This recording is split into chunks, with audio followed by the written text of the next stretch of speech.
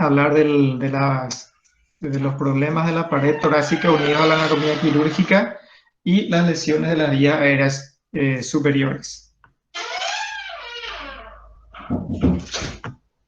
¿Qué es lo que vamos a hablar específicamente con estos temas?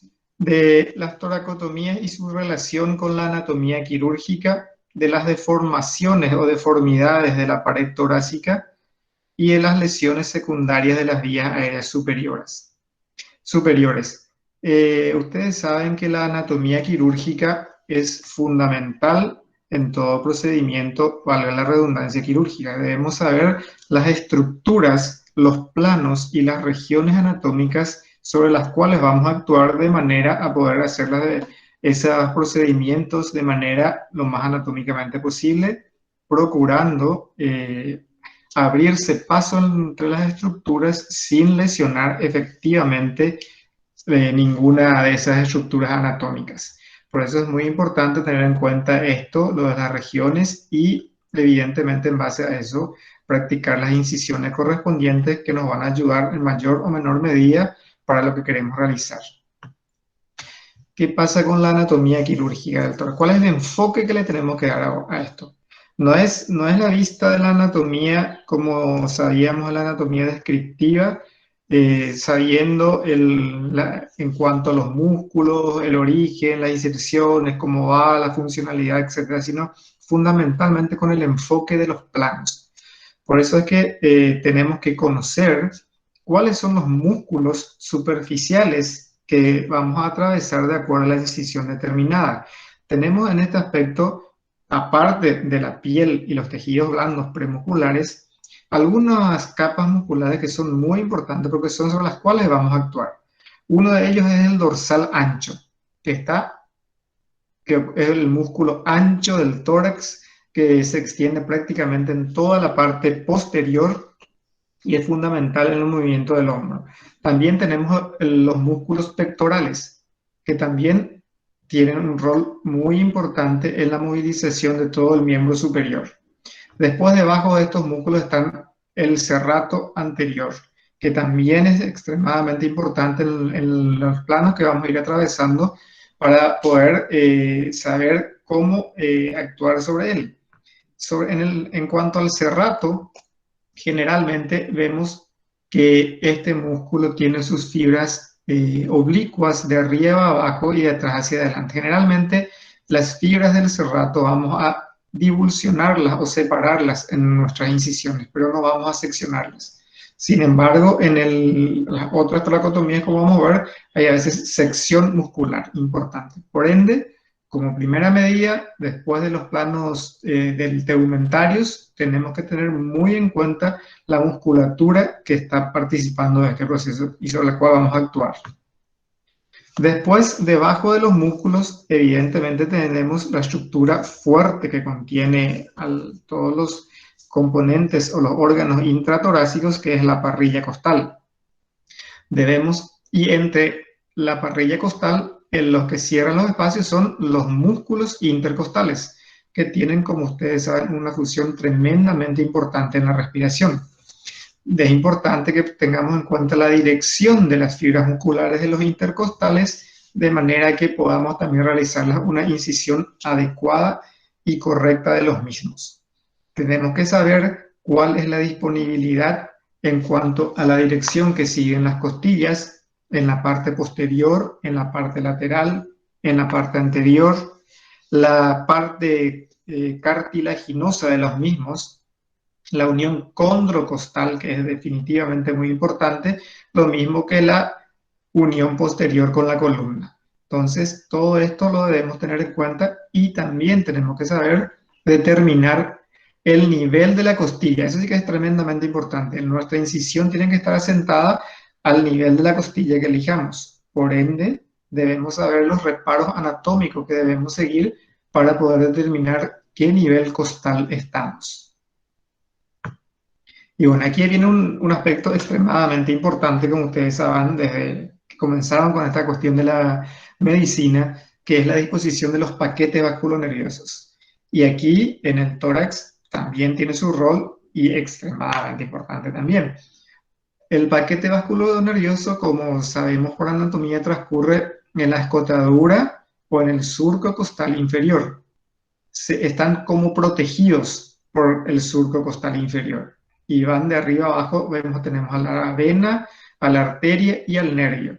¿Cuál es la importancia radical anatomoquirúrgica de esto? Que la incisión que realizamos cuando estamos en profundidad y vamos a atravesar la pared para ingresar a la cavidad pleural, esa incisión la debemos hacer siempre a la altura del, tenemos que hacerle siempre a la altura del borde superior de la costilla inferior.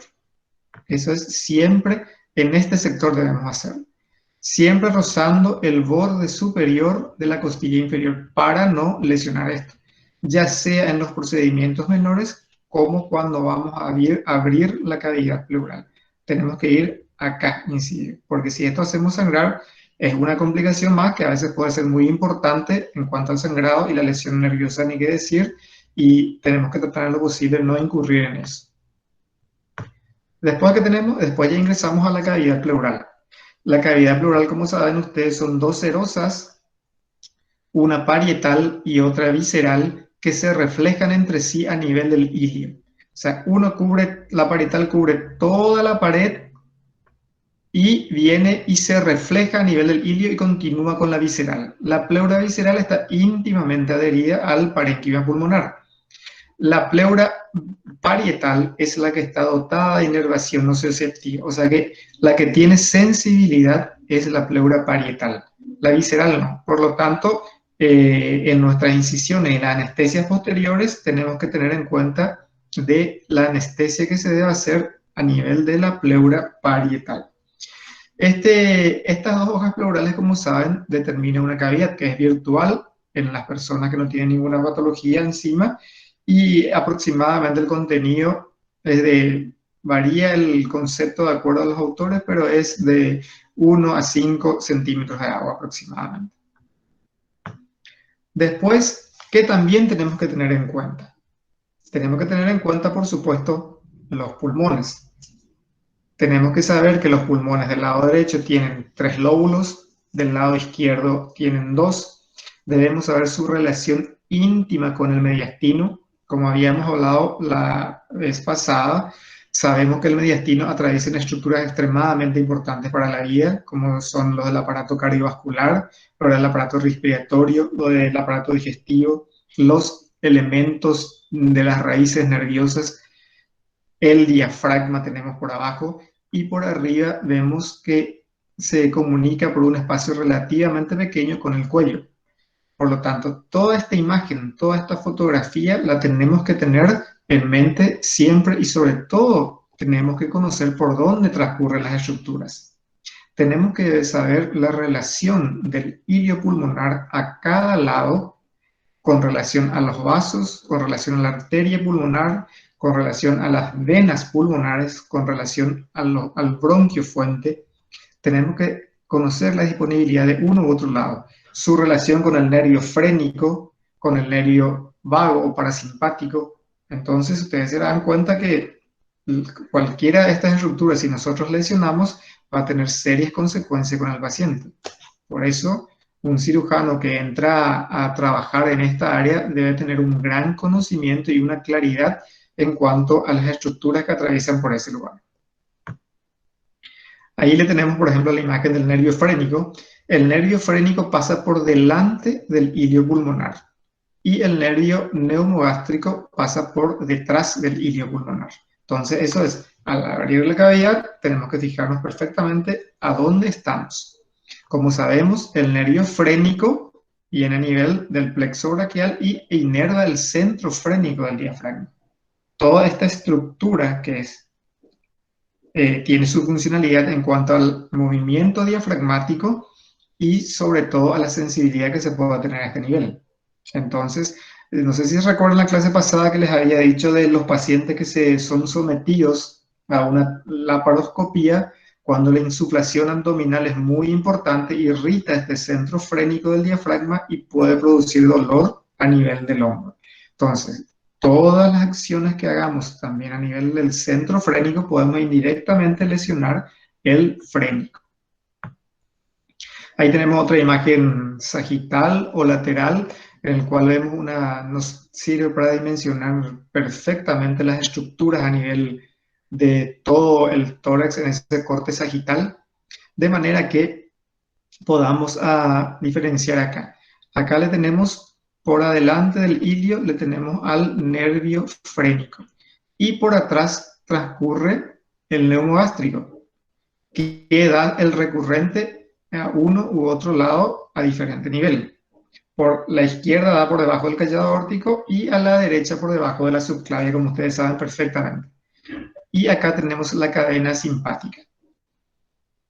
También hay una estructura muy importante por la parte posterior del lado derecho, que es el conducto torácico. Entonces tenemos que tenerlos en cuenta de manera fundamental para que podamos tener una cirugía, sobre todo una cirugía segura. En los casos en los cuales no hay mucha alteración de la anatomía, es fácilmente reconocible estas estructuras. Pero una vez que está alterado, como los procesos inflamatorios sobre todo, entonces no es muy fácil reconocerlos. Bueno, ¿cuáles son, ahora que echamos una visión general de la parte anatómica torácica, de las estructuras, y para que nos ubiquemos en la región en la cual estamos trabajando, haciéndoles un recordatorio de anatomía, vamos a ver las incisiones torácicas y su relación, como habíamos dicho, con la anatomía quirúrgica. ¿Cuáles son las incisiones más frecuentes que usa el cirujano de tórax? Tenemos la toracotomía posterolateral, la toracotomía anterolateral, la axilar, la esternotoracotomía bilateral, la esternotomía mediana, la toracotomía anterior y la toracostomía. Todas estas incisiones son herramientas de las cuales dispone el cirujano para poder decidir cuál utilizarlas en base al procedimiento que tiene planeado realizar, o sea, en base a la técnica operatoria o a la táctica quirúrgica. Lo que hay que tener en cuenta es que siempre se tiene que hacer una buena reflexión previa en cuanto a la patología o el proceso que uno va a tratar, por ende, para que pueda elegir la incisión más adecuada, más segura y que le brinde el mejor campo quirúrgico, porque de eso va a depender en gran medida el éxito del procedimiento. ¿Qué es la toracotomía posterolateral? Este realmente es el caballito de batalla del cirujano torácico. Esta es la incisión probablemente más antigua para entrar al tórax. Comienza atrás, a nivel superficial, va por debajo del ángulo de la escápula, por atrás se extiende hasta una línea que va entre la escápula y la columna, y por adelante generalmente hasta la línea axilar posterior o media. Es una incisión muy importante, la cual, como les digo, al realizarla tenemos una amplia exposición de toda la cavidad torácica. Se elige generalmente el quinto o sexto espacio intercostal para hacer el acceso propiamente dicho a la cavidad. Entonces, con la ayuda de los separadores costales, se logra tener una muy buena visión de toda la cavidad. ¿Cuáles son las ventajas de este método? Tenemos que tener una mejor visión de todo el hemitórax, porque caemos en la parte lateral, en el medio, y entonces al separar las costillas podemos tener una visión superior e inferior. Podemos ver hasta el vértice como hasta el ligamento pulmonar. Permite la realización de grandes resecciones, eso es categórico, porque por el tamaño, por la apertura, esta incisión podemos tenerla más inclusiva, entonces tenemos mucha mayor apertura. Por ende, ciertos tumores grandes pulmonares, inclusive sarcomatosos, se pueden llegar a extraer o a resecar muy bien por esta toracotomía. Y tiene un acceso más simple para el vaciamiento ganglionar radical, por lo dicho. De hecho, que se llega perfectamente a las cadenas ganglionares, se puede replegar perfectamente el parénquima pulmonar y poder acceder a ellos para poder hacer un excelente muestreo ganglionar. que es lo más importante después de la resección para el manejo quirúrgico oncológico. ¿Qué podemos decir como desventajas? Mayor lesión tisular y más dolor. ¿Qué pasa en esta incisión? En esta incisión se realiza una sección del dorsal ancho. Por ende, esa gran musculatura, al ser seccionada, en su cicatrización postoperatoria lleva un tiempo y puede producir más dolor. Y por lo tanto, tampoco una recuperación un poco más lenta del paciente, que llega a lo que dice acá un tiempo más. También proporciona, o en esta incisión, tenemos una prolongación de la apertura y cierre. O sea que es más prolongado el tiempo en el cual nos lleva a acceder a la cavidad propiamente dicha, por todas estas capas musculares importantes que tenemos. También nos da un mayor tiempo de recuperación, como habíamos comentado. O sea, como todos los procedimientos, tienen una serie de ventajas que son muy importantes y también unas desventajas que hay que analizarlas. Todo esto tenemos que meter en una balanza para poder decidir, pero indudablemente que esta incisión es la que nos proporciona la mayor seguridad para realizar una cirugía torácica. ¿Qué es lo que tenemos que tener en cuenta? Tenemos que tener en cuenta los reparos superficiales, el plano muscular y, por supuesto, los reparos óseos en esta incisión. ¿Cuáles son los reparos superficiales que tenemos que tener en cuenta al realizarlo? Primero, tenemos que identificar la punta de la escápula, porque ese va a ser nuestro reparo fundamental. También tenemos que identificar el cifoides, el reborde costal, el borde anterior del dorsal ancho. Como habíamos dicho, es muy importante el borde anterior del dorsal ancho y el borde posterior del pectoral mayor. El paciente tiene que estar localizado, como habíamos visto en la imagen anterior, en un decúbito lateral, sobre el lado opuesto donde vamos a realizar la cirugía. O sea, el emitor sobre el cual tenemos que operar tiene que estar hacia arriba y tiene que estar acostado sobre el lado opuesto. Como ejemplo, si vamos a operar el hemitórax derecho, el paciente tiene que estar en decúbito lateral izquierdo. Ahora, ¿cuáles son los planos musculares? Como habíamos dicho, muy importante, el dorsal ancho, el pectoral mayor y el serrato. En la incisión posterolateral, como acabamos en línea de punto, seccionamos el dorsal ancho. Posteriormente, la línea del serrato generalmente se separa de sus adherencias laxas, de su adherencia a la parrilla, se hace una incisión y se separa y se lo repliega hacia arriba. No se secciona el serrato en esta incisión. Y después ya se llega a la pared costal propiamente dicha y los intercostales. Y ahí tenemos que tener en cuenta en elegir el espacio correspondiente sobre el cual vamos a incidir y realizarlo en el borde superior de la costilla inferior de ese espacio para no lesionar los intercostales. Y avanzando, tenemos entonces los reparos óseos, como ya habíamos dicho. La punta de la escápula, la sexta costilla es muy importante porque es la primera costilla que está unida al reborde costal. Después, la quinta costilla, que es la última costilla unida al esternón a través del cartílago costal correspondiente. Tenemos que tener en cuenta el ligamento erector de la columna, es la que está posterior. La unión condrocostal, es importante. Las apófisis transversas de las vértebras, por supuesto, que es también muy importante. O sea, todos esos reparos, en el momento en que vamos avanzando en nuestra incisión plano por plano, tenemos que tener en cuenta esos reparos para poder realizarlo correctamente. Y la punta de la escápula, les recuerdo que es fundamental desde el principio. ¿Qué pasa con otra toracotomía? La otra toracotomía es la toracotomía anterolateral. Esta toracotomía es la que se realiza, como se ve en la imagen, aproximadamente en el borde superior de la segunda, tercera o cuarta costillas. No realiza sección muscular, sino solamente repliegue del borde posterior del dorsal ancho. Por lo tanto, tiene sus ventajas esta incisión. Y también nos permite acceder a ciertos lugares específicos de la cavidad torácica. Este es para rememorar nomás la línea axilar anterior, la media y la posterior. Entonces el paciente en decúbito lateral lo colocamos en esa posición y lo tenemos al dorsal ancho por atrás, al pectoral mayor por adelante y tenemos que realizar esa incisión a nivel de la línea axilar anterior y siguiendo para adelante el borde del espacio de la costilla que elegimos, el borde superior de la costilla que elegimos, ya sea segunda, tercera o cuarta. ¿Cuáles son las ventajas de este método?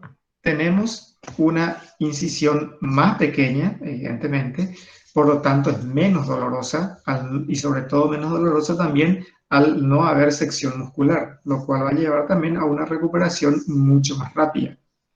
Tenemos una mejor funcionalidad del hombro en el postoperatorio, eso se refiere también a la no sección muscular. ¿Cuál es la desventaja de esta incisión? Que tenemos la desventaja de esta incisión es que no nos da una gran visión de todo el hemitórax. Es ideal para operar sobre el ilio pulmonar. Sobre el ilio pulmonar es ideal para acceder directamente a la vena pulmonar superior, las venas pulmonares superiores y también a nivel del vértice pulmonar. Pero, por ejemplo, la parte posterior de la cavidad pleural, ni la muy inferior, no tiene una buena visión con esta toracotomía. Tenemos también algo muy importante, que es el riesgo de lesión del torácico largo. ¿Cuál es este nervio? Es el que irradia los serratos. Entonces, si tenemos la necesidad de ampliar esa incisión por una necesidad quirúrgica, podemos riesgo de lesionar esto. Y como saben, por todo lo expuesto, también dificulta el vaciamiento ganglionar completo. ¿Qué reparos anatómicos tenemos que tener? La misma cosa, es muy importante acá como vimos en la imagen anterior, el borde anterior del dorsal ancho, el posterior del pectoral mayor, el torácico largo y las costillas como habíamos dicho. Acá vemos, acá transcurre el nervio torácico largo, ¿eh? Entonces, si esta incisión por alguna necesidad que tengamos, un sangrado, pues si tenemos que rápidamente ampliarla, corremos ese riesgo, entonces destruiríamos la inervación muscular. Entonces, eso es una de las desventajas a tenerlas en cuenta.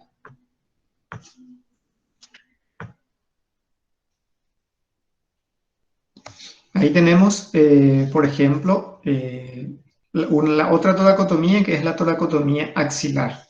La toracotomía axilar es una toracotomía que se resume con las siglas de TAVA, que es la toracotomía axilar vertical anterior. Es una toracotomía realmente más estética. ¿Por qué? Porque se realiza en la línea axilar media, en el medio de los dos músculos importantes que vimos, el pectoral, el dorsal ancho y el pectoral mayor. Esta incisión, sobre todo la ventaja que tiene es que es estética y no se produce una sección muscular. Luego la línea de serratos se abre, divulsionando el serrato y el acceso a la cavidad torácica es la misma que la incisión posterolateral. ¿Cuáles son las características? Como dijimos, que es una incisión más estética, en la cual no se secciona ningún músculo y por lo tanto es menos dolorosa. Y como contrapartida que tenemos, que se pierde más tiempo la apertura y cierre y la complicación más frecuente del seroma. ¿A qué se refiere esto?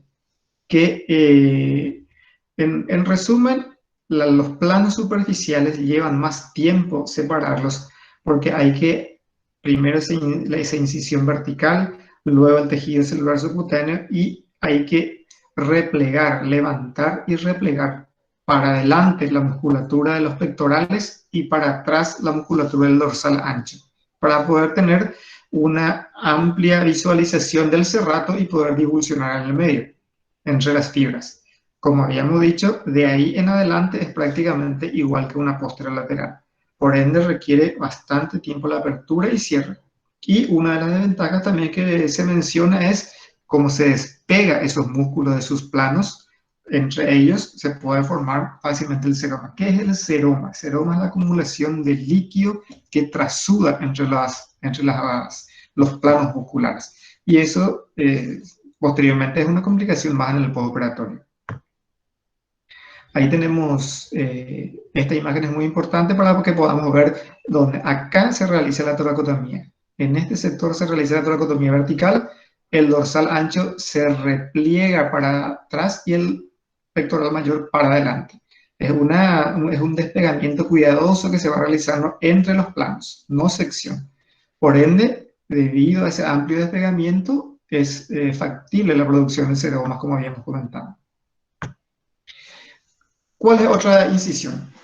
Otra incisión bastante amplia, la cual puede recurrir el cirujano torácico, es la esternotoracotomía bilateral o de Clanchen, o en concha de almeja, como se dice.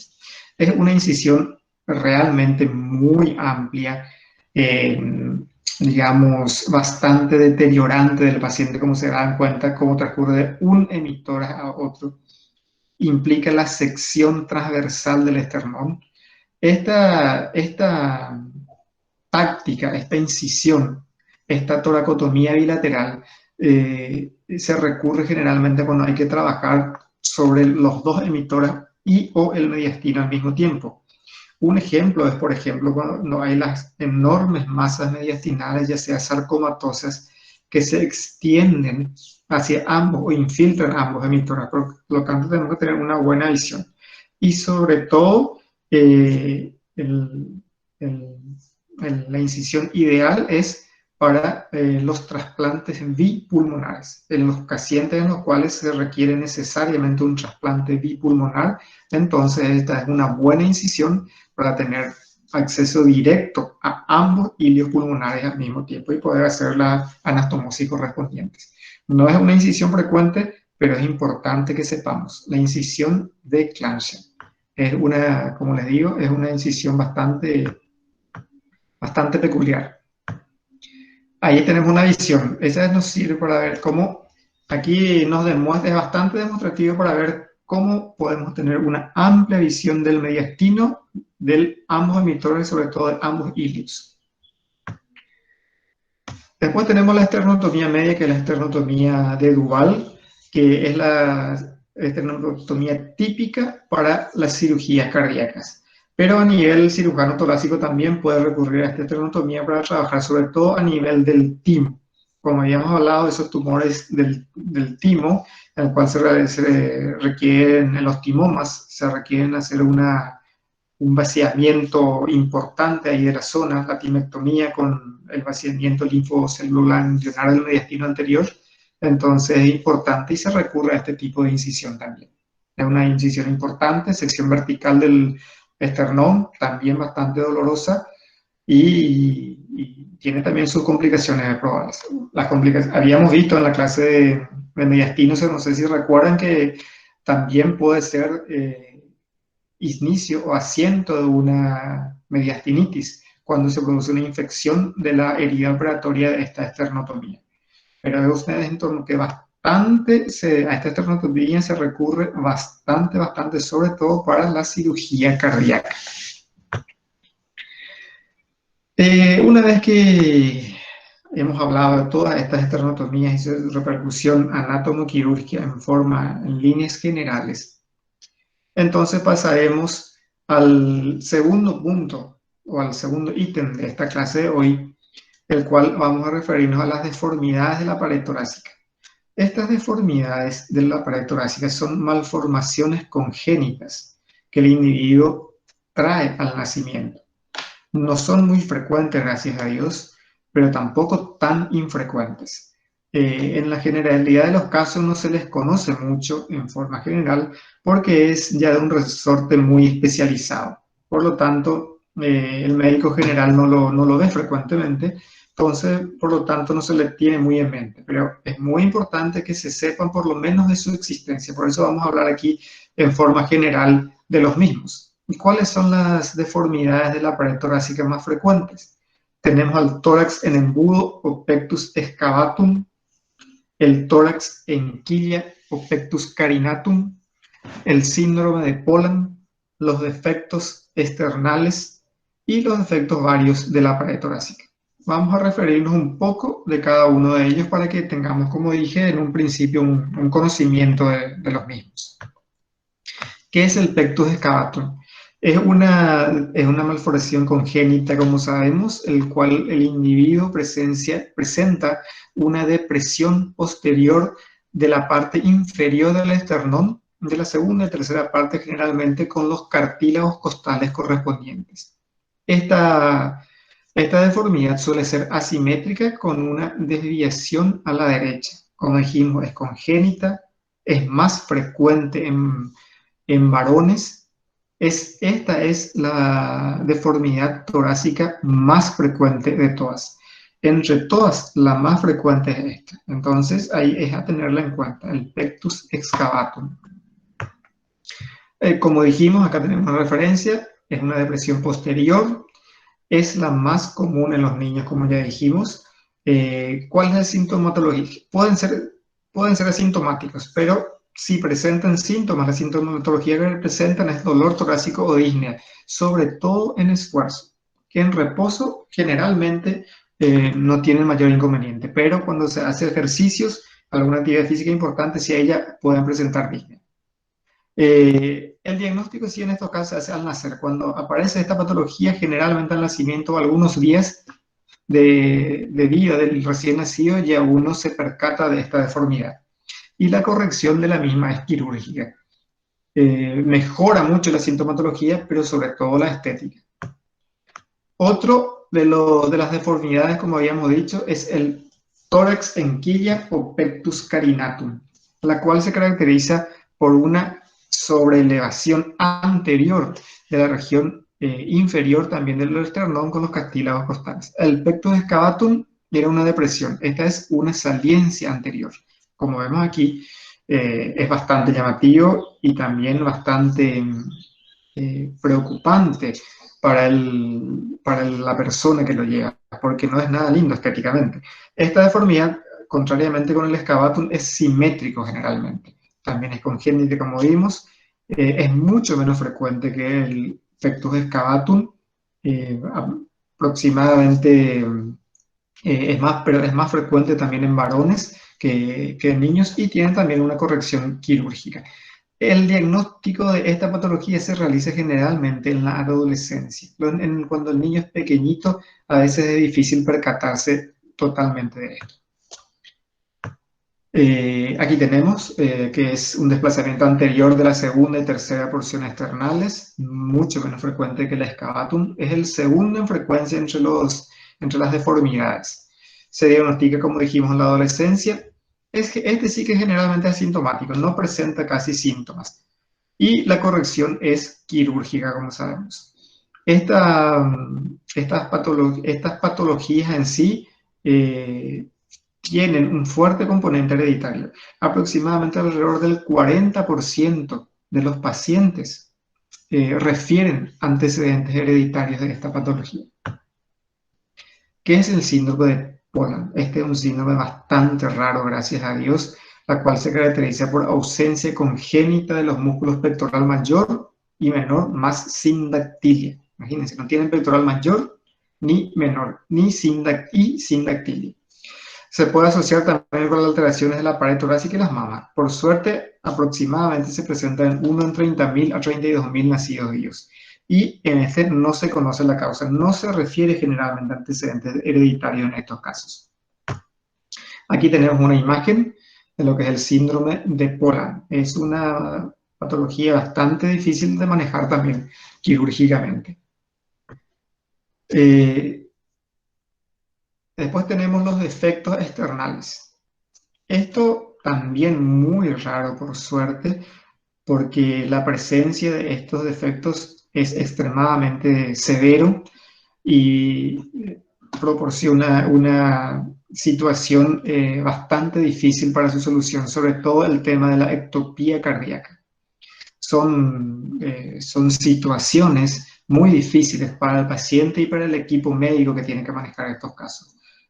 Por lo tanto, es realmente muy difícil de manejarlos y tenemos que tener mucho conocimiento, tenemos que recurrir a muchos especialistas y sobre todo poder decidir en conjunto el tratamiento más adecuado posible. Tenemos dos defectos fundamentales, el esternón hendido y la ectopía cardíaca. El esternón hendido es la falta de fusión de las placas externales en su porción superior y la ectopía cardíaca es la falta de fusión en su porción inferior de las placas externales. en el esternón hendido, generalmente el diafragma y el pericardio son normales y no hay dificultades en la localización del corazón. En cambio, en la ectopía cardíaca sí hay defectos del diafragma, generalmente hay ausencia luego del pericardio y el corazón está fuera de su posición, está extratorácico generalmente. Esto es realmente terrible cuando se presenta y muy difícil de poder solucionarlo. Aquí tenemos la imagen del tórax hendido. Como vemos, falta de unión de las placas externales en su tercio superior. Entonces, el problema radica aquí, en este sector. Y esta es una imagen realmente bastante terrible, pero les puse para que puedan ver lo que es el esternón hendido. Como dijimos, hay ausencia generalmente de pericardio y el corazón es extratorácico. Entonces, este sí que es un problema terrible, señores, que es muy difícil de poder solucionarlo. Después, el tercer ítem que nos encargamos hoy de mencionarlos, tenemos a las lesiones secundarias de vías aéreas superiores. Este se refiere sobre todo a las lesiones que se producen posterior a una intubación y posterior a una traqueostomía. Por eso son procedimientos muy frecuentes en la práctica diaria, en la práctica quirúrgica diaria, que ustedes escucharán desde un principio, desde el primer curso, habrán escuchado de medida que pasan su práctica universitaria, habrán escuchado de la intubación orotraqueal y de la traqueostomía. Como es frecuente, es un procedimiento muy práctico y aparentemente sin complicaciones, pero sin embargo puede producir lesiones severas y una vez que se produzcan, muy difíciles de solucionarlos. Sobre todo difíciles de manejarlos. ¿Cuáles son las lesiones más frecuentes en la posintubación? Podemos tener desde traumatismos bucofaringeos, lesiones importantes, hematomas bucales, hasta podemos tener la caída accidental de muelas, de dientes, por el manejo del laringoscopio, por la no sedación adecuada del paciente, porque produce prismo el paciente cuando no está bien sedado. Entonces, por la fuerza que se realiza con el equipo, se puede tener caída de dientes en forma, no es infrecuente, hay varias veces. Y cuando eso se produce, otra vez tenemos que tener mucho cuidado que si se llega a ocurrir accidentalmente, que no vaya a las vías aéreas. Lesión de cuerdas vocales, esto es muy importante cuando se produce un procedimiento, en los casos de urgencia, por ejemplo, cuando es muy traumática la intubación, a veces puede haber lesión de cuerdas vocales. Ustedes saben que la lesión de cuerdas vocales es, sobre todo si es extensa, es irreversible.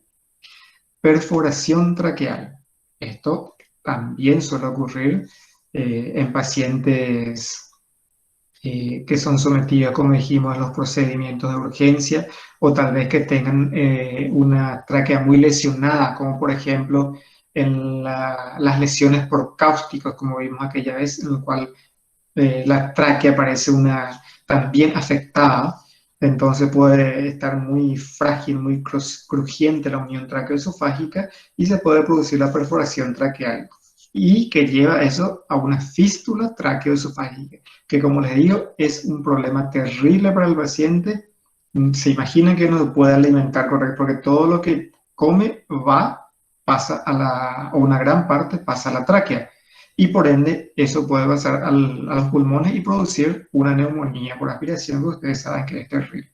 Por lo tanto, hay que manejar tanto la alimentación como la respiración. Son realmente situaciones complejas para el médico y para el cirujano y neumólogo, todos los que manejan el área respiratoria.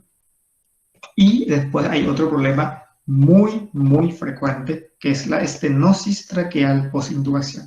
Eso es todo un capítulo que merece toda una clase porque tiene sus factores predisponentes, que son muchos. Entre ellos les cito fundamentalmente las intubaciones prolongadas, la mala sedación del paciente en su proceso de intubación en las terapias intensivas, que producen microtraumas a nivel de la pared traqueal, la presión del manguito insuflador de la cánula puede estar muy inflada. Eso produce una isquemia de la pared, de los vasos de la pared traqueal. Bueno, hay una serie de situaciones que por las cuales se producen. Lo que les digo es un proceso muy frecuente que vemos frecuentemente en los pacientes post-intubados, sobre todo los que están varios días en la UCI, y requiere generalmente un manejo importante para poder solucionarlo. Y muchos de ellos ya no se puede hacer. Esta es una imagen que solemos ver de la estenosis en el lugar donde está el manguito del tubo orotraqueal, en el que está insuflado generalmente produce una isquemia, eso produce una reacción inflamatoria y posteriormente se produce la estenosis. Esto se ve, no es en el momento, una vez que el paciente se recupera, sale de terapia intensiva y después de un tiempo determinado, de 1 o 2, unas semanas o a veces más tiempo, comienza con estridor laríngeo, disfonía, estridor laríngeo, que puede ser muy progresiva hasta llegar a una dificultad respiratoria muy importante. Esta es una imagen endoscópica de lo que es una estenosis. Acá otra imagen. Acá vemos una luz más normal. Acá tenemos las cuerdas vocales. Entonces, uno cuando realiza la intubación puede lesionar esto al pasar abruptamente por acá. También, una vez que se atraviesan las cuerdas vocales, se llega a la tráquea, que tiene una dimensión más importante, y acá vemos las dos imágenes cuando están estenosadas. En la broncoscopía se ve perfectamente el movimiento de las cuerdas vocales cuando se pide al paciente que realice un sonido. Entonces se ve cómo las cuerdas se mueven. Entonces es una imagen que tengan en cuenta en su mente, que se puede producir en los pacientes que están sometidos a una intubación prolongada en las terapias intensivas. ¿Y cuál es la solución? ¿Cuál es el tratamiento de esto? Generalmente ahí tenemos dos opciones. En la mayoría de los casos, y lo ideal es poder ser sometida a una resección de la zona anastomótica, de la zona inflamatoria anastomótica, y poder realizar una anastomosis terminal de la tráquea, como vemos en esta parte. Es una cirugía muy especializada que requiere un equipo quirúrgico anestesiológico muy entrenado y acostumbrado en este tipo de trabajos. Entonces, porque en un momento dado se tiene que trabajar con el paciente sin tubo. Entonces, hay un tipo de insuflación especial que se realiza, una insuflación en jet, que se llama la insuflación del anestesista, de manera que el pulmón, que la oxigenación de la sangre pueda estar lo más adecuada posible por un tiempo determinado mientras se realiza la sutura anterior sobre todo. Eso ya es más técnico. Lo concreto es que ustedes deben saber que la estenosis traqueal benigna post-intubación tiene un tratamiento quirúrgico en la mayoría de los casos que tiene un éxito bastante importante y el paciente puede recuperar su vida normal. Y consiste en la resección del segmento anastomótico inflamatorio y la anastomosis terminal de la tráquea. Y en los casos en los cuales es imposible la cirugía por diversas condiciones, ya sea generales del paciente como de la propia tráquea, en los cuales entonces se deja una prótesis endotraqueal. Hay varios tipos de prótesis. Hay unas prótesis que se llaman de Dumont, que son cilíndricas, se adhieren a la pared de la tráquea y permiten la fonación del paciente. Hay otras cánulas en T, que una porción de una rama de la T sale hacia el exterior por un orificio de traqueostomía, y la parte cilíndrica queda así como esta. Y también esas pueden ser fonatorias. O sea, depende de varias estrategias que se pueden recurrir dependiendo del paciente mismo. Pero lo ideal es que se puedan ser sometidas a cirugía. La traqueostomía también puede producir lesiones y problemas importantes. Entre esto tenemos los sangrados de los planos superficiales. En los pacientes cuya anatomía es muy importante, en los obesos, cuellos cortos, por ejemplo, es muy difícil técnicamente también una traqueotomía y se puede producir lesión. Los que tienen mucha circulación colateral, por ejemplo, a nivel cervical, se puede lesionar fácilmente los paquetes varicosos importantes y producen estos sangrados muy importantes. Por lo tanto, tiene que estar uno atento para poder realizar la hemostasia correcta y adecuada de los mismos en el momento de realizar la traqueostomía. Porque si eso no se realiza, con cualquier esfuerzo o aumento de presión del paciente, eso va a sangrar. Y eso es terrible porque sangra abruptamente. El terapista se desespera y comienza a llamar al cirujano a cualquier hora. Entonces es un problema que hay que solucionar. Para no llegar a ello, hay que hacer la correcta obturación de estos vasos en el momento de realizar la operación. Podemos hacer sangrar la tiroides también. En los que tienen aumentada la glándula tiroides es un problema técnico, el cual tenemos que muchas veces incidir la tiroides en la línea media y suturar ambos lóbulos para llegar a la tráquea. En otras veces se puede lograr replegando, pero podemos producir la lesión y sangrado de la glándula tiroides. Pero ustedes sabrán que la tiroides cuando sangra también es muy, muy importante. Otro problema tremendo es la lesión del recurrente. La lesión del recurrente, como ustedes saben, produce, ¿qué pasa? Produce la lesión de cuerdas vocales, la parálisis de las cuerdas vocales. Entonces, el recurrente, como saben, transcurre a nivel del ángulo traqueoesofágico, por ende, tenemos que tener ese proceso de la traqueostomía a veces cuando tenemos mucho tejido inflamatorio circundante o, como dijimos, dificultades anatomoquirúrgicas, podemos lesionar. Entonces tenemos que tenerlo en mente. Lo de la fístula traqueoesofágica, la misma cosa que la intubación, también se puede producir una fístula traqueoesofágica por la cánula, sobre todo en los pacientes en los cuales la pared traqueal está debilitada. Y acá le puse por eso en rojo, o la complicación más temible, o la lesión más temible por traqueotomía, que es la fístula traqueobrachiocefálica. ¿Qué significa eso? Que hay una comunicación entre la tráquea y el tronco arterial brachiocefálico. Aquí tenemos más o menos para que tengan una idea por qué puede ocurrir eso.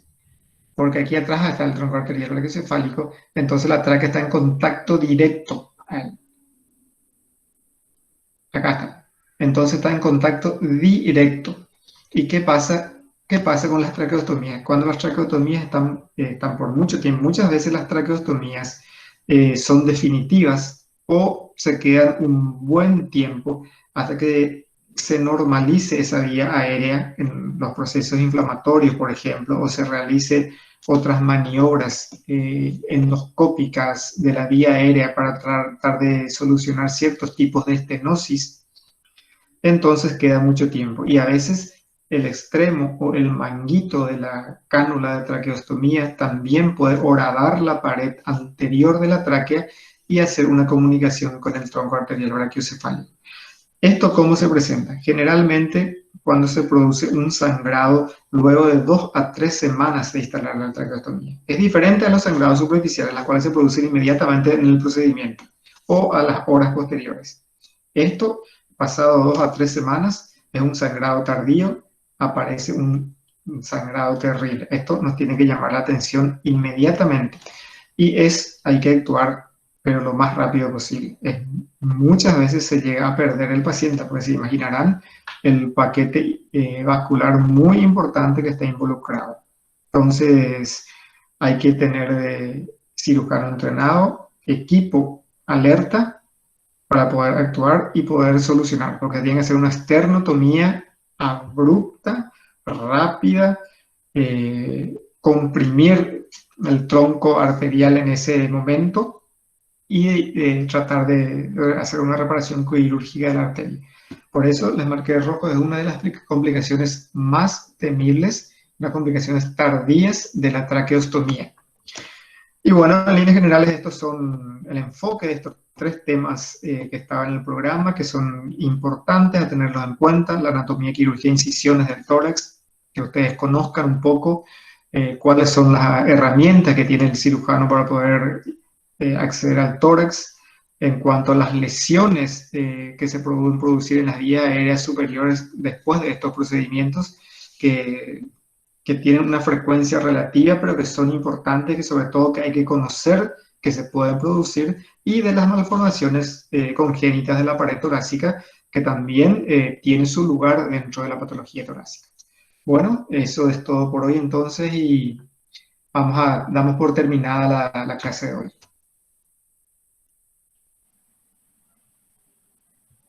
¿Está?